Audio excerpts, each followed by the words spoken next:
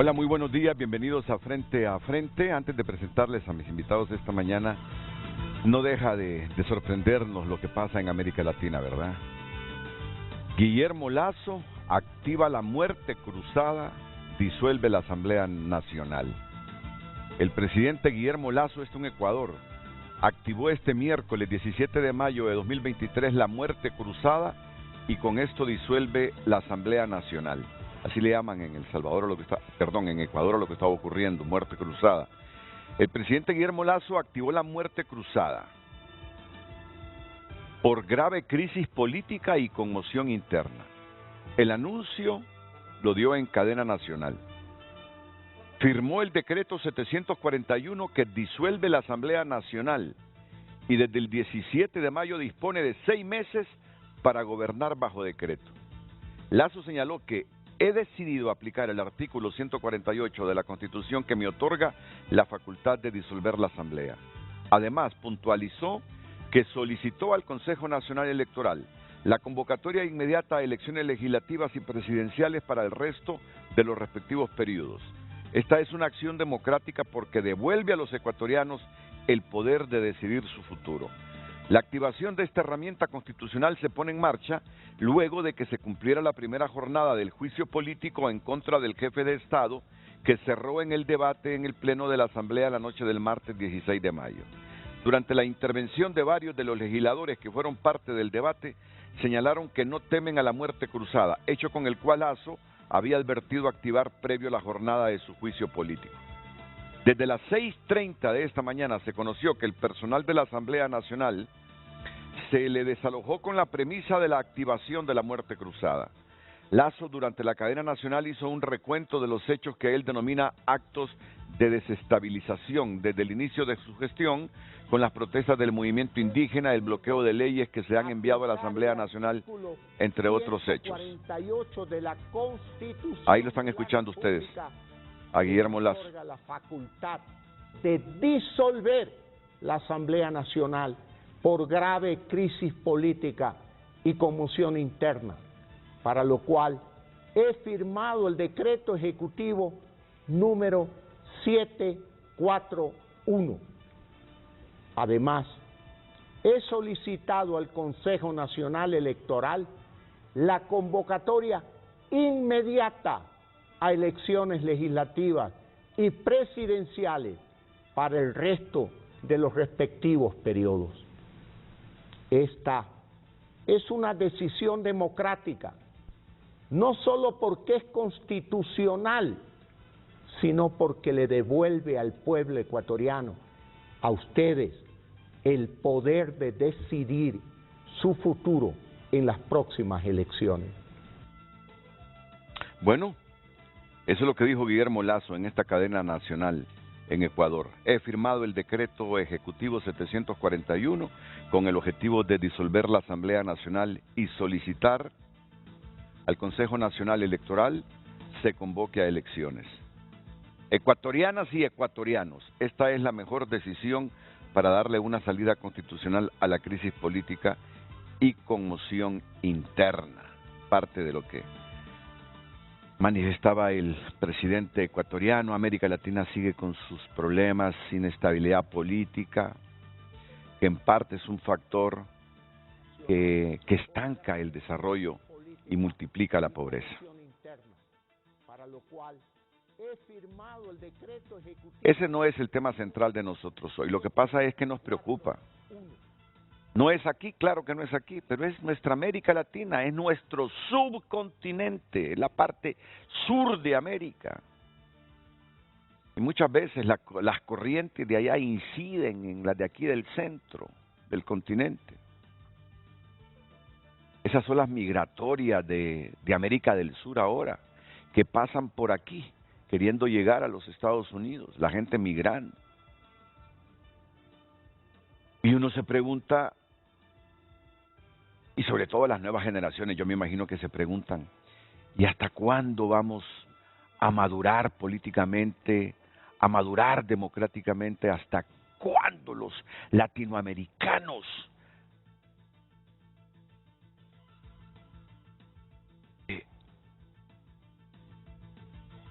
vamos a alcanzar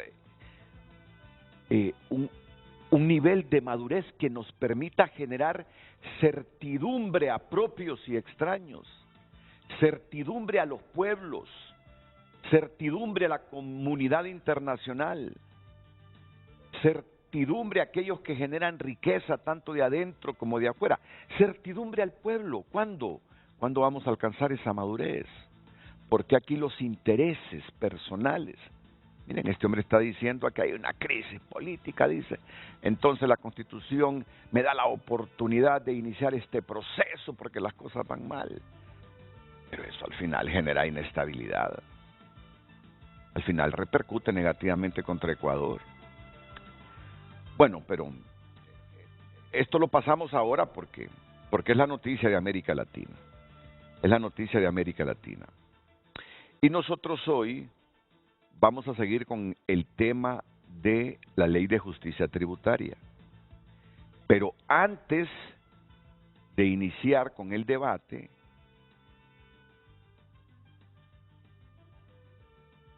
yo voy a poner a discusión el tema de lo que ocurrió ayer en el Congreso Nacional, que se aprobó el convenio de suscripción de Honduras a la Corporación Andina de Fomento.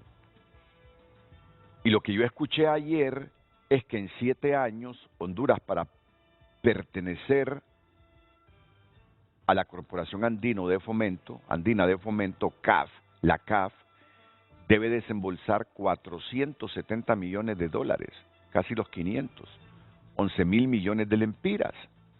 Entonces, a mí me gustaría escuchar de los expertos si nos conviene esto, porque ya tenemos una deuda pública interna y externa, yo creo que arriba de los 20,000 millones de dólares. ¿Cuánto, Alejandro? Sí, entre 16 y 17 mil millones de dólares. Pero tú sabes que hay veces que salen cifras encontradas, unos dicen que son 20,000. Sí, por supuesto. Esto depende mucho del tipo de metodología que utilicemos y el tipo de deuda. Por ejemplo, el FOSDE incluye la deuda flotante. Sí. Y ese por elemento, eso le salen más de 20,000, ¿verdad? Exactamente. Sin embargo, la información que publica la Secretaría de Finanzas anda entre 16 y 17 mil millones de dólares. Entonces, en los primeros minutos me van a permitir ustedes, porque también tengo al expresidente del COEP, Luis Larach, que está en San Pedro Sula. Ahí va a aparecer Luis Larach en este momento en pantalla. Aquí el oficial de política económica. Ahí está Luis. ¿Qué tal, Luis? Bienvenido. Buenos días. Muy buenos días, un placer poder compartir contigo, Renato, y con nuestros compañeros del COEP también. No deja de sorprendernos lo que pasa en América Latina, ¿verdad? Así es, lastimosamente, y también son los países que queremos imitar nosotros, ¿verdad? Eso es penoso. Luis Larach va a estar aquí en el debate junto a Alejandro Cafati, oficial de política económica del COEP, Marcia Aquino, que está a mi derecha, que es la oficial de asesoría legal del Consejo Hondureño de la Empresa Privada, Héctor Corrales, que es el asesor de la presidencia del COEP, del mero mero de Mateo Gibrí. Estas son las caras jóvenes, las caras nuevas del Consejo Hondureño de la Empresa Privada. Ya Alejandro ya no es tan cara nueva, ¿verdad? Ya es garrudito Alejandro. Bueno, el otro día tuvimos aquí a Hugo Pino con los miembros de la Comisión Dictaminadora del Congreso de este proyecto de ley de justicia tributaria. Hoy corresponde al Consejo Hondureño de la Empresa Privada. Y este es el título del programa para que ustedes en el transcurso del mismo interactúen con sus mensajes y nos ayuden a enriquecer el programa. Así que, Lucecita, vamos hoy con un título bien general. Adelante, buenos días. Muy buenos días, licenciado Renato, a nuestros invitados, televidentes. Compartimos con ustedes el tema del día, hoy miércoles 17 de mayo. Planteamientos del COEP sobre la iniciativa de ley de justicia tributaria. Comparta su opinión a través del 9773-6065 y también a través de redes sociales @Frente a Frente HN. Frente a Frente presentó el tema del día. Muy bien. Va a estar interesante el programa y usted puede participar. Usted puede participar. Ya habiendo presentado el título del programa, quiero que comencemos con esto. Ayer como a las 7 de la noche se aprobó con 66 votos la incorporación de Honduras a la Corporación Andina de Fomento. Y justamente voy a recordar lo que transmitíamos en el noticiero estelar de Honduras TN5 y dos reacciones sobre esta decisión que, insisto, tuvo 66 votos a favor, suficiente para que se aprobara, pero también opiniones en contra. Y hoy queremos consultar los alcances de esto, los beneficios, si es que los tiene. Yo he escuchado opiniones del gobierno que esto nos permitirá tener más fuentes de financiamiento, pero pertenecer ahí a la Corporación Andina del Fomento implica tener que darles casi 500 millones de dólares. Vamos a ver este momento noticioso que compartíamos con el periodista José Andino ayer en TN5 Estelar. Esta noche un poco movido aquí la agenda de este Poder del Estado, porque luego de varios meses que estaba en la agenda legislativa este tema del convenio de suscripción con la Corporación Andina de Fomento, CAF, hoy la directiva de este Poder del Estado, el Partido Libertad y Refundación, ha logrado alcanzar la mayoría simple para aprobar este convenio con esta institución financiera que está conformada por varios bancos de América Latina y el Caribe. La bancada del Partido Nacional mostró su preocupación y a la vez la posición en relación a este convenio que se ha aprobado esta noche. Doctora Johanna Bermúdez. Primero, lamentamos que nuestra amada Honduras siga sumergida en más endeudamiento sin razón. Hoy Honduras la endeudaron con 460 millones de dólares únicamente para formar parte socio de un banco que nos va a generar más ingresos a aquellos intermediarios que van a destinar los préstamos con el banco para Honduras. Mientras aquí la gente sigue muriendo porque no tienen medicamentos. En los centros de salud, en los municipios más alejados de nuestro país, como Iriona, por ejemplo, que no le han pagado 5 meses de personal sanitario. Mientras aquí las cárceles siguen manejadas por los mismos privados de libertad, mientras aquí nuestros niños siguen todavía sin clase, mientras aquí en Honduras tenemos crisis de desempleo, esta familia se da el lujo de endeudar el país por más de 11.000 millones de lempiras. ¿Qué quiere decir con eso? Que sus nietos, sus bisnietos, sus tataranietos, señores, están endeudados. Y eso es realmente lo lamentable, cuando hay tantos problemas, sobre todo la generación de empleo, que es donde tenemos que enfocarnos en estos momentos. Bien, abogada Maribel Espinosa, también usted ha mostrado la posición de la bancada del Partido Salvador de Honduras sobre la aprobación de este convenio de suscripción al CAF, donde le va a costar a Honduras solamente la suscripción y ser parte de este banco 11.000 millones de lempiras. La cantidad exacta son 470 millones de dólares. Este gobierno se ha identificado por señalar que estamos altamente endeudados y que así nos dejó el gobierno nacionalista. Pero ahora van a recurrir a un préstamo para suscribir acciones del Banco Andino por 470 millones de dólares. Es decir, que van a incrementar la deuda por suscribir acciones en el Banco Andino. No se justifica. Y el Banco Andino tiene una tasa de interés superior al Banco Centroamericano, al BID y otras organizaciones a las que ya les pagamos por ser parte de estos organismos de crédito. Por otro lado, me extraña que el día de hoy se nos dijo que íbamos a derogar el decreto 57 y el decreto 93. Y extrañamente votaron a favor del CAF algunos diputados que estaban en contra. Y es precisamente algunos de esos diputados que quieren modificar en perjuicio de los intereses del Estado el delito de lavado de activos. Entonces la pregunta es, ¿hicieron un acuerdo más de lo mismo? Entonces yo veo un doble discurso en todo esto.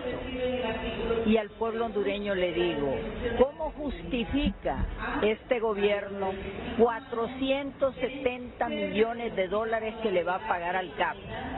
¿Cómo justifica el hecho de que tenemos financiamiento con otras instituciones internacionales sin pagar 470 millones de dólares.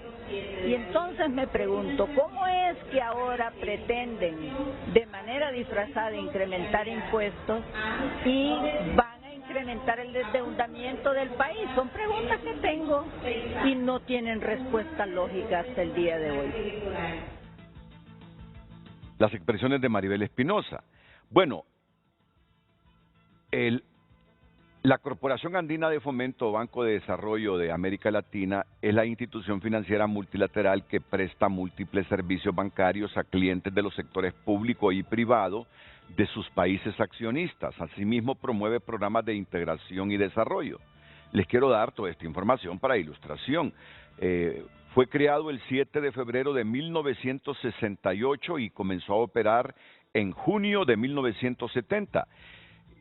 Los integrantes, el acuerdo constitutivo de la CAF fue firmado por los representantes de Argentina, Bolivia, Brasil, Colombia, Chile, Costa Rica, Ecuador, España, Jamaica, México, Panamá, Paraguay, Perú, Portugal, República Dominicana, Trinidad y Tobago, Uruguay y Venezuela, 18, además de 14 bancos privados de la región andina. Su sede permanente es en Caracas, Venezuela. Ya les dije, es parte de sus funciones, que es promover el desarrollo sostenible y la integración regional mediante la prestación de servicios financieros múltiples a clientes de los sectores público y privado de sus países accionistas y se rige por sus propios estatutos. Así, rápidamente, vamos a dinamizar preguntas y respuestas. Un hombre que le entiende mucho a la integración es Nelson Ávila, el doctor Nelson Ávila. Nelson, ¿es bueno para Honduras esto que se ha aprobado ya por el Congreso Nacional? ¿O usted tiene sus reservas? Denos una explicación sintetizada y con el conocimiento que usted tiene. Muchísimas gracias. Sí, es una decisión correcta, la del Congreso y la del Poder Ejecutivo. ¿Y por qué es una decisión correcta? Por infinidad de razones. La primera, si les parece, es una ventanilla de asistencia, no solamente de crédito, sino que también de asistencia técnica, en la cual nosotros podríamos entrar a procesos de colaboración en materia de cooperación técnica no reembolsable sobre estrategias y políticas de Estado para enfrentar la inflación, para reducir la pobreza, para también reformas del sistema educativo, para reformas del sistema de salud, etcétera, etcétera. Depende de cómo nosotros tomemos esa decisión para orientar los recursos. Primer punto. Segundo punto, es una ventanilla de crédito adicional. Siento contradecir un poco a la diputada, a una de las diputadas, en el sentido de que las tasas de interés en realidad son superiores, eso es cierto, al Banco Interamericano de Desarrollo, pero son similares al Banco Centroamericano de Integración Económica. Pero no hay que verlo exclusivamente en ese contexto. Los 470 millones de dólares van a ser pagados en 10 años, pero también nosotros podemos obtener ventanillas. Tercer punto, eso es lo que a algunos les genera escozor. O sea, la tasa de interés es sustantivamente inferior, escúchenseme bien, inferior a las tasas de interés que nosotros hemos pagado en bancos nacionales. Tenemos bancos con los cuales Honduras está endeudado hasta el 14% y son créditos de corto plazo. Es una forma al mismo tiempo de cómo podemos generar nosotros reconversión de deuda. Cuarto punto. Usted mismo acaba de hacer referencia, Renato, cuando se fundó la CAF. La CAF se fundó 7 años después del Banco Centroamericano de Integración Económica, donde trabajé muchísimos años, al igual que con el Banco Interamericano de Desarrollo y las Naciones Unidas. Tenemos 30 años de trabajar en esos organismos multilaterales. Y los centroamericanos demostramos siempre estar aliados con procesos de integración centroamericana y procesos de integración latinoamericana. Es una muy buena oportunidad, no solamente como ventanilla de crédito, sino que como una ventanilla de ampliación precisamente de relaciones en América Latina y el Caribe. El último punto que me parece importante poder relevar acá es que endeudarse. Lamentablemente en nuestra nación el endeudamiento ha estado ligado a 3 procesos. 1, endeudarse para corrupción. 2, endeudarse para proyectos no esenciales y 3, endeudarse para gasto corriente. Punto Eso clave. es lo peor que se puede Punto hacer. clave. Así es, ¿qué es lo que debemos hacer? Endeudarnos en las cosas fundamentales, pero, reitero, es como usted, no es lo mismo que usted se endeude para comprar su casa a que se endeude precisamente para gastos de cualquier naturaleza. ¿Me explico? Tendrá un problema de largo plazo. En el primero, tiene hipotecas, tiene garantías. Es lo mismo que ocurre con los países. Endeudémonos en lo esencial, endeudémonos en un proceso de transformación de la educación, endeudémonos, si es posible, en un proceso de transformación del sistema productivo para garantizar seguridad alimentaria, para enfrentar la inflación, etcétera, etcétera, etcétera. Ojo, aclaro, es lo esencial que nosotros financiemos todo eso con recursos propios. Pero los países como Honduras tienen un bajo coeficiente de ahorro interno, por múltiples razones, Renato, que en algún momento podemos conversar sobre, yo diría, las enfermedades infantiles de la economía en nuestra nación. Pero lo que sí me parece adecuado es, en realidad, que trascendamos, obvio, las visiones partidarias, o yo diría, la mini visión partidaria, para trascender a una cosmovisión, por lo menos latinoamericana y caribeña. Yo sí creo, y no sé, Renato, es lo mismo que está ocurriendo en este momento en el Ecuador. La gente no entiende la política, o sea, y al decir esto no lo digo en términos de soberbia, sino que en los países, en gran parte de los países, la política se entiende como la capacidad para negociar para intereses especiales, para intereses familiares o para intereses de grupo. Así entienden la política. La política no es eso. Eso es ser mercaderes de la política. La política es realmente una virtud, es conocimiento, es transformación de sociedades. La política no lo lleva a usted a generar caos, a generar ingobernabilidad, a destruir el Estado de Derecho. Eso es exactamente lo que está llevando a muchos países de América Latina a autodestruirse. Y aprovecho entonces a recordarle a la compañera presidente Xiomara Castro que es ella, en su carácter de la lideresa en esta nación, de llamar a la unidad nacional. Pongámonos de acuerdo en un gobierno de integración nacional, pongámonos de acuerdo en un plan de acción inmediata, de urgencia, concentrándonos precisamente en resolver el problema de la alimentación, concentrándonos en resolver el problema de la corrupción, de la pobreza, pero también de la necesidad de una verdadera reforma educativa, de una verdadera reforma del sistema de salud y un plan de inteligencia preventiva en materia de seguridad. Yo me disculpa, me fui a otros 2 temas, pero su programa es sin duda alguna altamente visto. Yo le agradezco en consecuencia que me haya desviado hacia algo que me parece también fundamental. Y le pido que se quede, porque yo soy de los hondureños que valoro su discurso. Y esto más, me parece uno de los discursos políticos que mejor evoluciona en Honduras, desde la izquierda hacia la defensa de los valores democráticos. Miren lo que dije, es el discurso de izquierda que mejor evoluciona en Honduras hacia el respeto del Estado de Derecho y hacia los valores democráticos, el de Nelson Ávila. Y si mis palabras pueden ayudarle para que usted se posicione más entre la conciencia de los hondureños, y si tiene opciones políticas y sigue trabajando en política, se lo digo, y se lo digo a Honduras, para mí este es el discurso que mejor evoluciona desde la izquierda. Claro, es mi criterio personal. Yo traslado mi criterio personal. Es decir, cuando Nelson habla, yo en este momento reflexionaba. Por eso tienen razón los que hablan de un pacto fiscal urgente para saber hacia dónde vamos, para comprometernos todos, ya consensuado. Así vamos a trabajar con los recursos públicos. Porque no solo se trata de generar recursos y recursos y recursos, alegando somos muy pobres y hay que invertir socialmente, hay que invertir para salir de la pobreza. Pero eso que pase por un consenso nacional, ¿en qué vamos a invertir? ¿Hacia dónde vamos a dirigir el dinero? Porque no puede ser que cada año crezca de esa manera desproporcionada el presupuesto general de ingresos y egresos de la República, que ya tenemos un presupuesto de 400.000 millones y cada año las cifras nos indiquen que nos empobrecemos más. Entonces, para mí en Honduras, que nada en dinero un gobierno no es de garantía de que vamos a reducir la pobreza. Porque ante la falta de un pacto fiscal y de consensos hacia dónde vamos y qué es lo que queremos de Honduras, los dineros aquí yo siento que si somos cada día más pobres, los malinvertimos.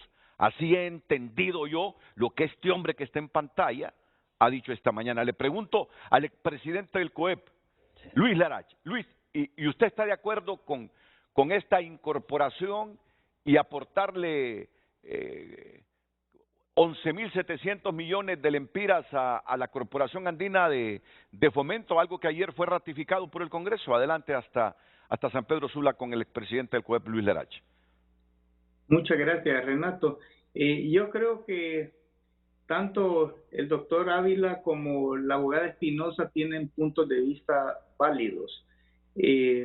Hay que ver cuál es el costo total de esto. Si bien es cierto, es importantísimo tener diversas fuentes de financiamiento, y el tener un adicional es algo bueno, es algo positivo, siempre y cuando tengamos en cuenta el tema de los costos.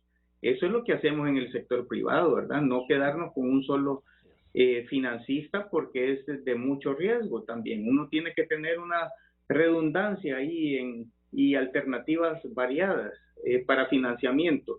Y también el doctor Ávila lo dice claramente, siempre y cuando ese financiamiento y esos recursos se utilicen correctamente, se inviertan correctamente y no se vayan al gasto que solo aumenta la deuda y genera más miseria y más pobreza, más compromisos para el país.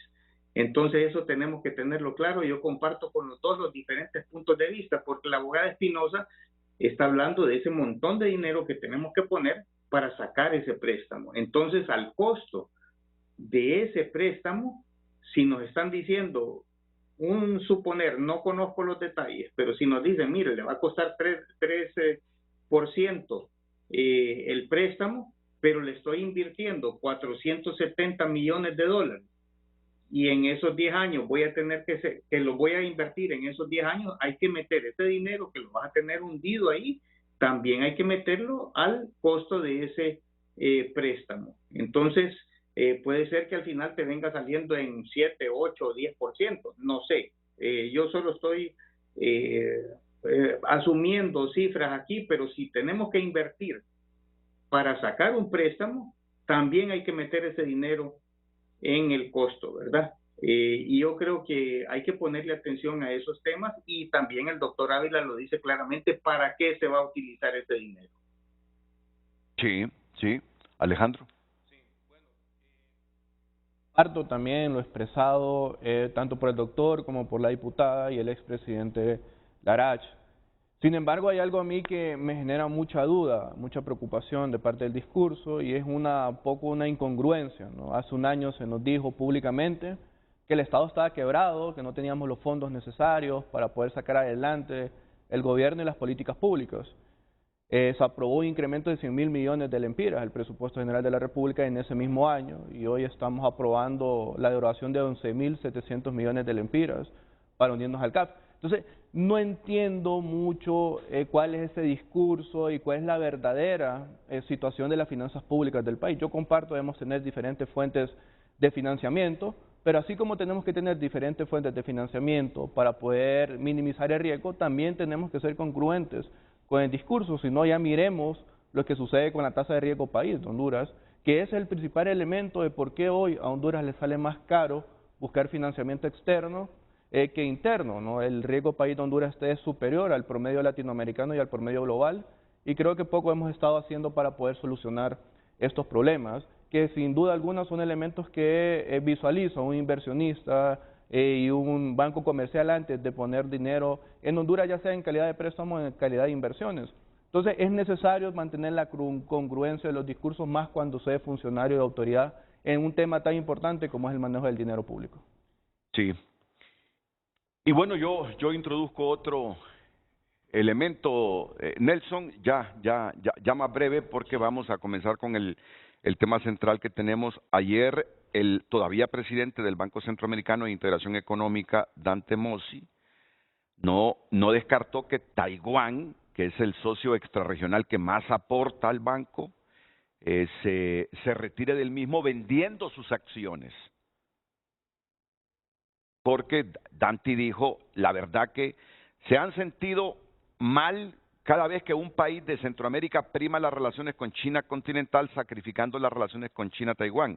Pero por alguna razón se sintieron todavía más defraudados cuando Honduras tomó la decisión de privilegiar sus relaciones diplomáticas con la China popular, sacrificando las de Taiwán.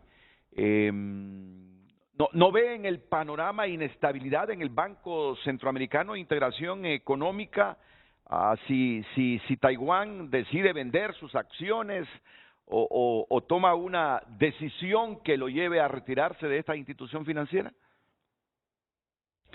Primer punto, me parecería una decisión incorrecta desde la perspectiva geopolítica para Taiwán retirarse, porque es una forma como mantiene relación con no solamente los países centroamericanos, los países regionales miembros del BCE, sino que al mismo tiempo con los países extrarregionales. Así que me parecería una errónea decisión. El segundo punto, si toma esa decisión, existe la figura en finanzas del derecho del tanto.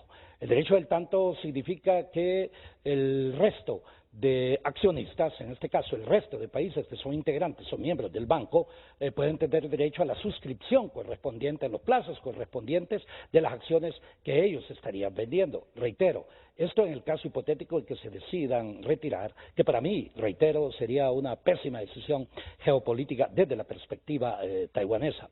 El tercer punto, hay otra posibilidad que es el acceso de nuevos miembros. Y todos sabemos que habría varios países, entre ellos China continental, que estarían interesados también en adquirir esas acciones. Me explico. Lo estoy diciendo desde la perspectiva financiera y desde la perspectiva geopolítica. Así que, cuarto punto, no veo ninguna posibilidad de desestabilización en el Banco Centroamericano de Integración Económica. Creo que vamos a pasar a una fase en donde ya Honduras siempre tendrá la sede, porque el convenio constitutivo del BCE así lo establece, pero ya no será un hondureño el que dirigirá el Banco Centroamericano de Integración Económica.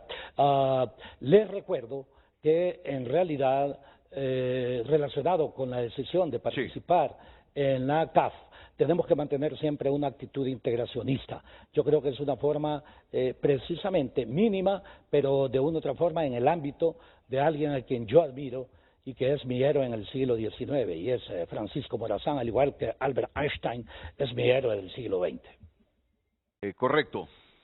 Tengo aquí la reacción de la ministra de Finanzas sobre la ratificación de este convenio de suscripción a la Corporación Andina de Fomento CAF. Nuestro reconocimiento al Congreso Nacional, a Luis Redondo por la aprobación del convenio de incorporación de Honduras al Banco CAF. Una firme decisión de la presidenta Xiomara Castro para ampliar oportunidades de financiamiento. Para ampliar oportunidades de financiamiento. Es que estamos viendo eso, ¿verdad? Eso es lo que está viendo el gobierno, mejor dicho. Tener una herramienta más de financiamiento. Pero aquí es donde a mí me genera satisfacción el discurso, el mensaje de Nelson Ávila. Hemos llegado a un momento en que ya debemos exigirle más a nuestra élite política y a la que está gobernando. Explíquennos hacia dónde van esos dineros, porque a mí me pueden decir, es para reducir la pobreza, es para darle ahora dignidad a los pobres. Pero es que, ¿cómo será la inversión en los pobres? ¿Cuál será el mecanismo a utilizar? Podemos despilfarrar mucho dinero como ha sucedido hasta ahora, orientado hacia las personas con menos ingresos en el país, y cada año habrán más pobres. Yo sí necesitaría saber cuál es la visión que tiene el gobierno, porque sigue buscando fuentes de financiamiento. Pertenecer ahora a la CAF es por eso, para buscar más recursos para Honduras. ¿Qué es lo que se pretende? ¿Cómo van a invertir ese dinero? ¿Cuál es el modelo? ¿Cuál es la orientación de ese dinero? y no que nos endeudemos más y en 5 años nos digan que estamos con 25.000, 30.000 millones de deuda pública interna y externa y que prácticamente la mitad del presupuesto es para pagar servicio de deuda, pero que el país tiene más pobres. Yo por eso sí creo en el pacto fiscal, creo en los consensos, creo que entre todos determinemos hacia dónde queremos ir a Honduras. ¿Qué es lo que queremos hacer con el poco dinero que nos entra? ¿Cómo invertirlo? ¿Hacia dónde invertirlo? ¿Cuáles son las verdaderas necesidades? ¿Cómo hacer que ese dinero que se invierta genere más riqueza para crear mejores condiciones hacia los que menos tienen? Eso es lo que yo como hondureño necesito saber. Nelson, termino con usted en unos 2 minutos, por favor. Perfecto. Yo lamentaría en realidad que la visión del gobierno se restrinja precisamente a ver la CAF solamente como una ventanilla de crédito. Y eso es lo que da a entender este documento. Entonces yo sugeriría que en realidad trascendieran esa visión para que de una u otra forma se incorporen algunos de los elementos que nosotros hemos expresado aquí. Hay infinidad adicionales. Por ejemplo, la CAF tiene programas de capacitación y formación en convenios de cooperación que tiene con varias universidades de todos los países miembros. Entiendo que también en ese contexto celebrará ese tipo de convenios con la Universidad Nacional Autónoma de Honduras. ¿Con cuál objetivo? Para mejorar la formación de todos los funcionarios del sector público, por ejemplo. Pero también, entendiendo por el sector público, también todos los funcionarios de las municipalidades, porque nosotros necesitamos precisamente formación en planificación estratégica, planificación y desarrollo local, gerencia municipal, gerencia política, no para poner ministros que no tienen ni la más mínima visión, ni formación, ni gerencia en esto. Y eso es precisamente un mal que existe en muchos de los países, incluyendo, obvio, también el nuestro. Y es en ese contexto que yo exhortaría más bien a que entendamos que con la CAF podemos enfrentar también con cooperación técnica, con formación en la renegociación de la deuda en nuestra nación. Me explico, ese es un tema capital que yo reitero desde el 5 de febrero del 2021, apenas a 7 días de haber tomado posesión la presidenta Xiomara Castro, me dirigí en una carta en donde dije, hay necesidad de priorizar la renegociación de la deuda. Renato, pagamos 140 millones de lempiras por día, así como me escucha, 140 millones de lempiras por día en intereses de la deuda en este país nuestro. A eso nos han llevado los politicoides. ¿Qué no podemos hacer nosotros? Yo le envié una nota en donde yo no represento a esa empresa de New York, pero me escribió y me dijeron que conocían muy bien el esquema de la deuda en Honduras y ellos se comprometían a renegociar a las tasas del 5% en un país en donde la tasa promedio es casi 11%. ¿Qué significaba? Un ahorro de 65 a 70 millones de lempiras por día. ¿Qué no podemos hacer? Podemos hacer hasta una tercera merienda escolar, podemos financiar nosotros un plan de alfabetización masiva, que lo he dicho infinitamente, podemos reconvertir y estructurar políticas de Estado, porque no existen en Honduras lo que existe son políticas de gobierno. Y le voy a dar una información adicional, Renato. Hace 3 semanas, y yo le agradezco a la bancada del Partido Liberal, por eso fue que ellos me invitaron a llegar al Partido Liberal, porque estaban los funcionarios de la CAF informando sobre cómo funcionaba la CAF recientemente. Yo conozco muy bien tanto la CAF como el Banco Interamericano de Desarrollo y el Banco Centroamericano, como le dije, porque he trabajado con esas instituciones, no con la CAF. Con la CAF fue porque estuvimos en asociación precisamente desde Washington en este tipo de hechos. Y me invitaron para escuchar mi posición con respecto a si convenía o no que los diputados del Partido Liberal apoyasen esa iniciativa del gobierno. Mi propuesta fue que convenía, no solamente a los intereses de la nación, sino que a toda América Latina y el Caribe, ingresar a esa, yo le diría, estructura latinoamericana y caribeña, no solamente para préstamos, sino que para cosas inclusive mucho más esenciales. Bueno. Algunos interpretaron esto, y aquí le termino, como que yo volvía al Partido Liberal, pero yo he dicho, como político, tenemos que crear una coalición amplia para transformar esta nación. porque no podemos pensar que en forma separada cada una de las personas que controla partidos políticos, porque ahora los partidos políticos son controlados como si fuesen empresas privadas, me explico, como si fuesen en realidad de dominio exclusivo de unas cuantas personas, y hacen en realidad honor, entre comillas, al concepto de partido, separar la sociedad, partido es separación en partes, ¿no es cierto? Pues entonces ellos más bien separan la sociedad en vez de unirla. Si nosotros no unimos a Honduras, vamos a tener colapsos al inmediato plazo. Así que ahí va un mensaje, por favor, actuemos en consonancia Muy bien, Nelson. con lo que la razón nos establece.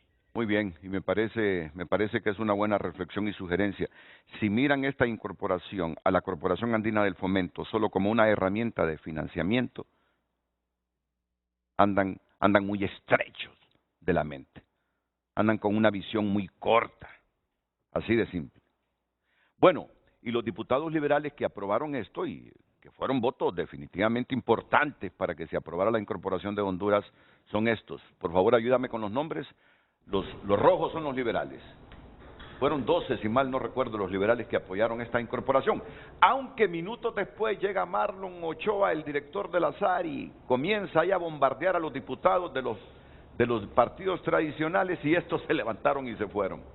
No es nada estratégico en política Marlon Ochoa, porque si quiere conseguir esos votos que necesitan para la mayoría simple, como ayer lo lograron con esta incorporación a la CAF, en vez de sumar, resta, porque ayer las bancadas de los dos partidos, Liberal y Nacional, se retiraron de las curules con la intervención de Marlon.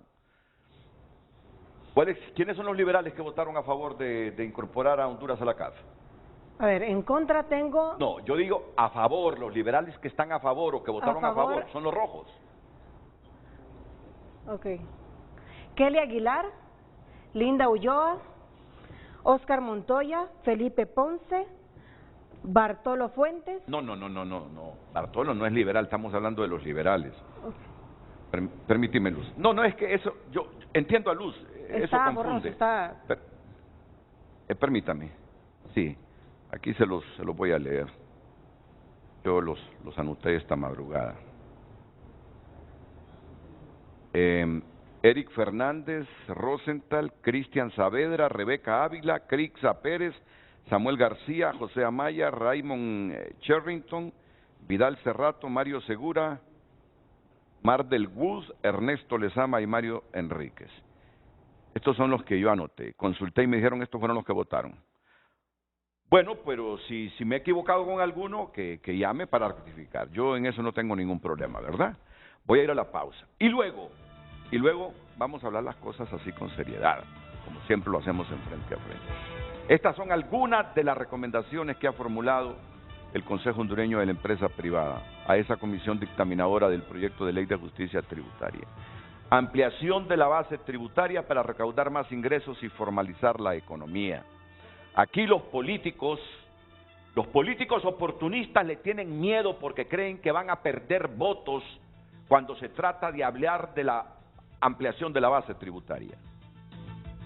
Y aquí no tememos perder votos porque nadie anda con proyectos políticos. La reducción del impuesto sobre venta del 15 al 12. Toma, vamos a hablar hoy de monotributo, porque es otra cosa que le tienen miedo a hablar los políticos. Levantando banderas populistas, temen hablar de monotributo. Hay que hablarlo.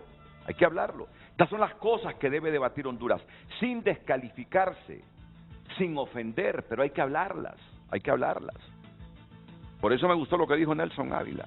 Si miran como fuente de financiamiento a la CAF, y solo para endeudarnos más, y no hablamos en qué vamos a invertir el dinero, solo vamos a multiplicar la pobreza. Estas cosas tenemos que hablarlas, sin ofendernos, sin descalificarnos, pero hablarlas y disentimos desde el disenso, pero con diálogo oportuno, constructivo y educado, que es lo que no tenemos en Honduras. Aquí el debate salvaje en Honduras es selvático. Y aquí están los resultados, el país que hemos construido hasta el momento. Vamos a la pausa y enseguida nos ponemos ya a dialogar, a debatir con la participación de ustedes sobre el planteamiento del Consejo Hondureño de la Empresa Privada cuando estamos a las puertas de que el Congreso someta a debate esta ley de justicia tributaria, porque el viernes termina la socialización. El gobierno propone una reforma tributaria que incluye eliminar la mayoría de regímenes de exoneraciones, también reformar el secreto bancario y cambiar la renta territorial a mundial, entre otras, mientras que el sector privado recomienda ampliar la base de contribuyentes, eliminar la tasa de seguridad y reducir el impuesto sobre ventas de 15 a 12%. Ninguna de las propuestas es mala, pero se debe tomar una decisión en base a consensos, asegura este analista. Ahí tendría que tomarse cualquiera de estas decisiones en consenso, en primer lugar, es decir, teniendo la participación clara de todos los sectores. Tendrá que analizar el Congreso y discutirlas con el SAR y la Secretaría de Finanzas para tomar la mejor decisión. Pero definitivamente el diálogo es importante. Yo siento que en vez de acercarnos nos estamos polarizando más. Hay muchos beneficios con la ley de justicia tributaria porque se frenarán los abusos que han hecho algunos empresarios con las exoneraciones, dice este economista, pero considera que siempre habrá un impacto que se debe discutir. Toda reforma en un inicio genera un impacto y los impactos pueden ser positivos y negativos, y en este caso pues habrá un impacto negativo de un inicio y se generará alguna discusión, ¿verdad?, en cuanto a la pérdida de algunos empleos. ¿Por qué? Porque resulta que si yo a través de una exoneración he mantenido mis costos operativos artificialmente en cierto nivel, y ahora que me quitan esa exoneración, yo tengo que volver a mis costos reales. Tanto los que se oponen como quienes apoyan la ley deben estar abiertos a replantear muchos aspectos, tomando en cuenta el tema técnico que detalla los impactos de la reforma y no hacerlo de forma política. Pueden haber puntos de vista diferentes, todo debe ser, se debe remitir a datos concretos, a modelos, a cálculos matemáticos o cálculos contables que permitan saber si una afirmación, por ejemplo, de que una empresa al cancelársele una exoneración o al reducírsele va a haber un impacto en el empleo, eso debe estar sujeto a una comprobación. Agrega que la reforma tributaria también debe estar enfocada en el buen uso de los impuestos, ya que el gobierno captará más recursos al aprobar una nueva ley y debe comprometerse a invertirlos en el bienestar de los hondureños. De lo contrario, la pobreza seguirá en aumento. Para bajar el tono de confrontación sobre este tema, los analistas recomiendan entrar en un proceso de diálogo donde se puedan negociar las reformas y no quedarse en una socialización con posiciones encontradas que no benefician en nada al país. Sara Carranza, Telenoticias. Eso último que dice Sarita Carranza es donde la mula votó a Genaro, ¿verdad? Ahí está el problema. A esta altura, usted es una mujer joven, una hondureña joven, que quiere un país diferente, que quiere un país con menos desigualdades, menos inequitativo, que no huya a la gente buscando mejores horizontes en otras latitudes del mundo. Marcia Aquino, oficial de asesoría legal del COEP. A esta altura del debate tórrido, casi sangriento, para utilizar una figura, no es que ha habido sangre, ¿verdad?, pero es lo único que hace falta, porque aquí se han dicho de todo, se han descalificado, se han ofendido. ¿Qué es lo que piensa? ¿Hacia dónde debemos enrumbar ya en los últimos días? Porque dicen que la socialización termina el viernes y usted no descarte que la otra semana, si no es que ha ocurrido algo con los liberales, sometan a discusión el dictamen de esta comisión sobre la ley de justicia tributaria. ¿Qué es lo que sugiere como representante legal del Consejo Hondureño de la Empresa Privada o como asesora legal del Consejo Hondureño de la Empresa Privada? Marcia. Muchas gracias, buenos días. Pues en primer lugar, lamento mucho el tema que tenga que ser el Poder Legislativo quien al final tenga que ver y escuchar los temas de carácter técnico, porque en primera instancia quien tuvo que haberlo hecho era el Poder Ejecutivo. Pues la verdad que sí esperamos que en este punto y en esta instancia se pueda escuchar, que sí se tenga la apertura y se logra entender que hay muchas deficiencias en este proyecto de ley. De entrada, pues los elementos o las herramientas que debería de tener el proyecto de ley de entrada fue la justicia, los abusos y la corrupción. Mi pregunta desde el inicio fue ¿cuáles de esos elementos están siendo abordados en este proyecto de ley? Absolutamente ninguno. Y pues de justicia podemos entrar ser justo es dar a cada quien lo que le corresponde. Pero dentro de todo el inicio de lo que hemos visto al inicio de este programa, hemos escuchado cómo la redistribución de esa riqueza es muy importante que se dé a conocer, porque nos estamos endeudando, se supone que vamos a tener mayor captación de ingresos a través de la recaudación, pero no sabemos cómo esto le va a beneficiar a la gente pobre, cómo se va a redistribuir toda esa riqueza que se está obteniendo. El tema de los abusos, en el proyecto tampoco vemos una herramienta que controle esos abusos, y si bien es cierto, se están creando 2 regímenes fiscales nuevos, si usted no mejora las herramientas y las facultades para poder hacer las verificaciones y fiscalizaciones adecuadas, va a tener los mismos problemas con falta de control, discrecionalidad, y va a estar siempre nadando sobre lo mismo, pero con agua nueva. Y el tema de la corrupción, aquí hay 2 actores, y no solamente se debe de ver la parte de la empresa privada, sino también quienes dan pie a que esto pase. Entonces es preocupante porque el objetivo de los cambios que se ha estado pretendiendo incorporar no se ven al final como un resultado. Es decir, Héctor Corrales, no tienen optimismo. No tienen optimismo en este proceso de socialización, en el que estuvieron ustedes, ¿cuándo fue? Ayer. Anteayer, que estuvo el Consejo Hondureño de la Empresa Privada. ¿No les inspira mucha confianza de que la comisión dictaminadora haya escuchado, por ejemplo, los argumentos expuestos por ustedes sobre este proyecto? Bueno, comenzando por el proceso, creo que es bien importante dejar algunos conceptos claros en lo que significa socialización. O sea, socialización es un proceso de explicar y difundir cuál es su propuesta, no es un proceso unilateral. Un diálogo es realmente sentarse a una mesa para identificar cuáles son las falencias o los problemas que existen en la propuesta y resolverlos, ¿no? Y trabajar juntos para resolverlos.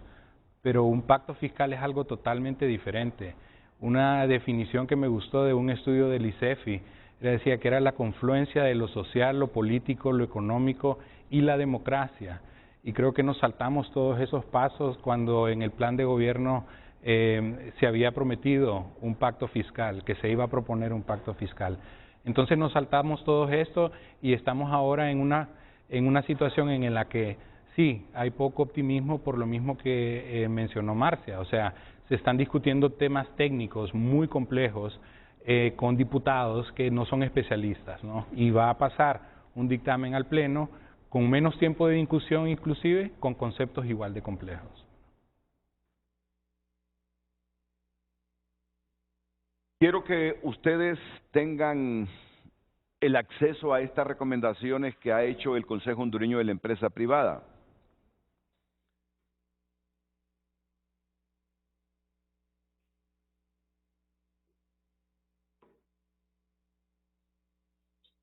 La ampliación de la base tributaria para recaudar más ingresos y formalizar la economía. Ampliación de la base tributaria. Porque los contribuyentes naturales y jurídicos, ¿a cuánto llegamos en Honduras? 285,000. 285,000, entre personas naturales y jurídicas. Correcto. Reducción del impuesto sobre venta del 15% al 12%. Eliminar la tasa de seguridad. Revisar los regímenes existentes para cerrar avenidas de abuso, establecer índice de medición de gasto tributario o sacrificio fiscal para cuantificar realmente el sacrificio fiscal, fortalecimiento general de la administración tributaria, aplicar una renta territorial extendida similar a la que está discutiendo Costa Rica, modernización del mecanismo de órdenes de compra exenta, fortalecer el sistema de protección de derechos al contribuyente, mejorar la redacción para evitar cualquier duda sobre gravar remesas, simplificación administrativa y gobierno electrónico, modernizar el sistema de formación profesional, fortalecimiento de los procedimientos sancionatorios en el Código Tributario, cumplir con el Código Tributario y crear una ley de impuestos sobre la renta e impuesto sobre la renta. Estas son las recomendaciones y propuestas dejadas ahí en la comisión dictaminadora por parte del Consejo Hondureño de la Empresa Privada. A esta altura, don Luis Larach, presidente del Consejo Hondureño de la Empresa Privada, ¿cuáles son sus valoraciones sobre este proyecto? ¿Cree que se tomarán en cuenta estas sugerencias, que definitivamente no, y que se aprobará tal como lo envió el Poder Ejecutivo? Y si es así, hacia dónde camina el Estado hondureño. Bueno, esperamos que el Honorable Congreso Nacional analice correctamente y como bien decía Marcia, es lamentable que se tire lo técnico a discutir allá cuando el Congreso solo debe aprobar o improbar una ley que venga ya consensuada y discutida. Yo creo que hay algo muy claro, tanto el sector privado como el gobierno queremos una mejor Honduras. Sin embargo, los caminos que queremos seguir son completamente diferentes y yo lamento que el gobierno, el ejecutivo no esté abordando en la vía correcta el tema tributario. Si bien es cierto, todos los gobiernos requieren más ingresos, no se ha ajustado el gasto, no se ha limitado. Eso ha venido creciendo en el gobierno pasado, en los 12 años de gobierno nacionalista, los 4 de Pepe y los 8 de el presidente Juan Orlando, se triplicaron los ingresos y esos ingresos pues se siguió aumentando la deuda, se aumentó la pobreza porque se sustrajeron de la población activa y de la sociedad en general. Y ahora, ¿qué es lo que se busca? Más ingresos. Es una vorágine, es algo insaciable el tema del gobierno. Entonces, ¿qué debemos de hacer, Renato? Yo creo que es muy claro. Para traer más negocio, para traer más ingresos, para traer más recursos para atender las necesidades de la población hondureña, lo que estamos haciendo es encareciendo Honduras. Porque esto al final lo que buscan es sacar más de los mismos que estamos. Y los mismos que estamos somos los mismos que hemos estado hace 10, 15 años. No aumentan los inversionistas en nuestro país. Es como que tú tengas una panadería, tenés 2 panaderías, una al lado de la otra. Una tiene mucho más caro sus productos y está a punto de quebrar porque no vende. Y dice, necesito más recursos, voy a subirle al pan para vender, para ganar más. Pero si no estás vendiendo porque ya no sos competitivo y le vas a subir el precio al pan, vas a quebrar más rápido. Eso es lo que está pasando aquí. Estamos compitiendo con la región. No es que Honduras va a resolver sus problemas y que no le importa el mundo. Necesitamos la inversión extranjera. Necesitamos atraer inversionistas. Ahorita hay una ventana que la está aprovechando de todos los países de la región. El gran ganador es México. En segundo lugar estamos viendo a Guatemala, que está aprovechando el nearshoring. ¿Y qué condiciones tienen ellos? Son las condiciones que tenemos acá, pero aquí tenemos un montón de agravantes. El tema de la seguridad ciudadana, tenemos el tema de la falta de cumplimiento de la ley, y esas recomendaciones precisas, puntuales que da el COEP son las condiciones que se necesitan. No solamente es tema de impuestos. Entonces, la vía de los impuestos son incentivos que se dan, pero no son diferentes a los que tiene el resto de la región. Entonces, ¿qué es lo que estamos buscando? Atraer más inversión. Renato, solo hemos generado 140,000 empleos en los últimos 10 años, empleos formales. Formales que estamos pagando el RAP, el INFOP, el Seguro Social, que son condiciones dignas para un trabajador. Solo 140,000. Tú lo puedes ver en la planilla del Seguro Social. Eso representa 14,000 personas al año que estamos incrementando. Y están sumándose a la fuerza laboral entre 180 y 200,000 personas anuales. Entonces se está empobreciendo más el país porque no tiene oportunidades. Va a haber más migración, va a haber más miseria, más pobreza y más delincuencia también. Que no es que se justifica, pero a la desesperación también causa esto, ¿verdad? Entonces yo creo que tenemos que ponernos de acuerdo y por eso la importancia que tú mencionabas, un pacto fiscal. ¿Qué es lo que queremos y hacia dónde vamos? Y que venga el gobierno, que venga de izquierda, de derecha, de centro, que siga ese plan para poder mejorar las condiciones socioeconómicas de nuestro país, que estoy seguro que nuestra presidenta es lo que quiere. Yo he platicado con ella, platiqué el año pasado con ella y anteriormente, y es precisamente lo que quiere, mejorar las condiciones socioeconómicas, pero estas medidas, como las están planteando y como no están escuchando y creemos que no van a escuchar las condiciones o las sugerencias que está poniendo el COEP, creemos que se van a empeorar las condiciones socioeconómicas, lamentablemente. Sí, yo en este momento es cuando dirijo también mi vista al sur y empiezo a ver cómo actúan por allá, cuál es la visión que tienen por allá. Y Chile ha sido un referente para nosotros en los últimos años. ¿Tiene problemas en este momento? Claro que tiene problemas Chile, de inseguridad y algunos otros. ¿Que hay muchos que discrepan de la gestión de Gabriel Boric? Es cierto, hay muchos que discrepan de la gestión de Gabriel Boric. Es un hombre de izquierda. ¿Quién puede negar que es un hombre de izquierda, Gabriel Boric? Pero miren el pensamiento de un hombre de izquierda inteligente. Los empresarios necesitan certidumbre para invertir. El pueblo, certidumbre para vivir mejor. Mira, esto pasa por el diálogo. Esto pasa por consensos. Esto pasa por pactos. Eso que está diciendo Gabriel Boric pasa por consensos, diálogo, pactos, respeto al Estado del Derecho, menos descalificación y búsqueda de objetivos comunes pensando en Honduras.